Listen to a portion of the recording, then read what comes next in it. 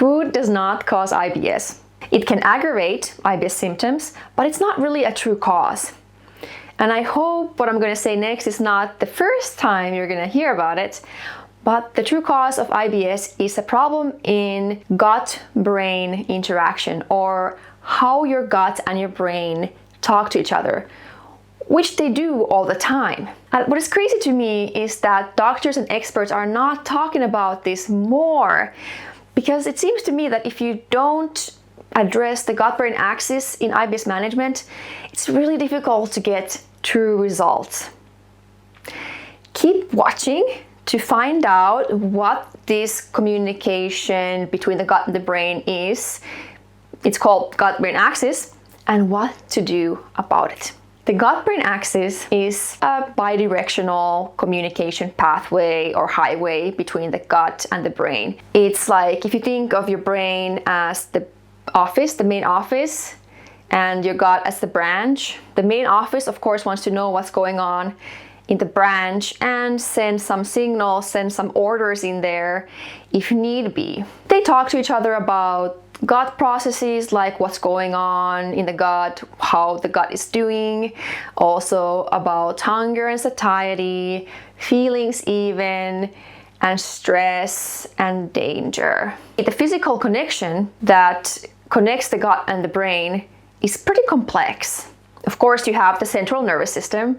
The brain is part of the central nervous system, as is the spinal cord. The central nervous system has multiple parts to it. There is the autonomic nervous system, which is not under our conscious control. And under that, there is the sympathetic and the parasympathetic nervous system. The sympathetic nervous system kicks in anytime the body is in danger or there's a threat, and it helps us stay alive, stay healthy. And then when the danger is over, the parasympathetic nervous system kicks in, brings us back to balance, and helps us do all the body processes that we need, like digestion. Our gut also has its own nervous system called the enteric nervous system, of course a big part of gut-brain axis. But then also hormones like stress hormone, makes sense, right? Leptin, ghrelin, hormones that control hunger and satiety cues play a role. Then there's the immune system and its numerous kinds of cytokines that are inflammatory and anti-inflammatory molecules. They can also affect the gut-brain axis. And finally, our gut microbiota, those trillions of bacteria inside the large intestine, they are also important players and can send signals to the brain, for example, via the short-chain fatty acids that they produce from fiber. So it's a pretty complex pathway, but what's important to know is that there's signals going back and forth all the time, and you can only imagine that if this communication pathway is disrupted, which happens in IBS, problems happen, right? So what I'm really interested in, of course, is to understand why does the gut-brain axis become disrupted, even so much that it causes really difficult gut symptoms like diarrhea and constipation, bloating, and even debilitating pain. And it's a complex answer, but what I'm seeing and finding out is that stress is a big culprit. Also, your gut microbes and dysbiosis especially, which means a change in the balance of the gut microbes in the gut. This is a big part of it too. It could disrupt your gut-brain axis. Also infection, not just in the gut, but also in the body in general. And your brain could be also playing a role, because if it's become sensitive to stress or otherwise starting to interpret the signals coming from the gut in not very constructive ways, this could also be something that contributes to disruption of the gut-brain axis. What do we do about this? How do we fix this disrupted gut-brain axis? There are many things you can do, and my motto has become recently, everything affects everything. And this is so true for something like IBS and the gut-brain axis. Almost anything in your life can affect it in good ways and in negative ways. For example, your lifestyle. You can help your gut-brain axis stay calm with a regular lifestyle, sleeping enough, eating regularly, exercising, and all those things. Also, stress release. Now, this is a big one.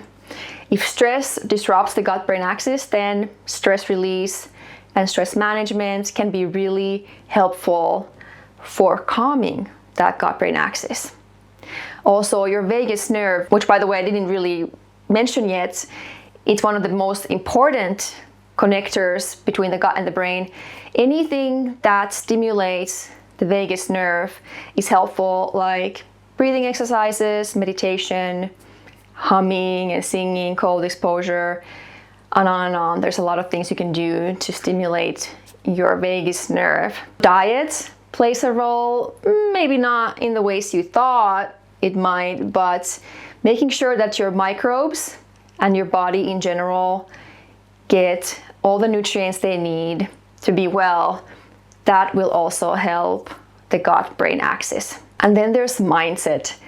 I hear almost no one talking about this, even though it's really important to cultivate a constructive mindset, your thoughts, your beliefs, because negativity, negative expectations, negative feelings, they also feed the disruption of the gut-brain axis. So even though it might not be always very easy, cultivating a positive attitude, trying to be at least neutral about your gut symptoms and the difficulties you are facing in life, that can do wonders for the gut-brain axis. So the first thing to do is to think honestly. Where are you with all those things that could contribute to your IBS symptoms? I know it could be like a big ball of rubber bands that is really difficult to sort out, but little by little, taking small actions, you can do this. And if you need help with this, and I do recommend reaching out to someone, an expert who knows IBS, to help you with this so that you will do things in the most optimal order to get relief faster. Or you can start with all these free resources I have linked in the description. There's a lot there that will definitely get you going in the right direction. So now you know one of the best kept secrets about IBS, the disrupted gut-brain axis, and how vital it is to start calming it. This is not only important for IBS, but problems in this information highway are also linked to illnesses like Alzheimer's disease, Parkinson's, diabetes, and even obesity.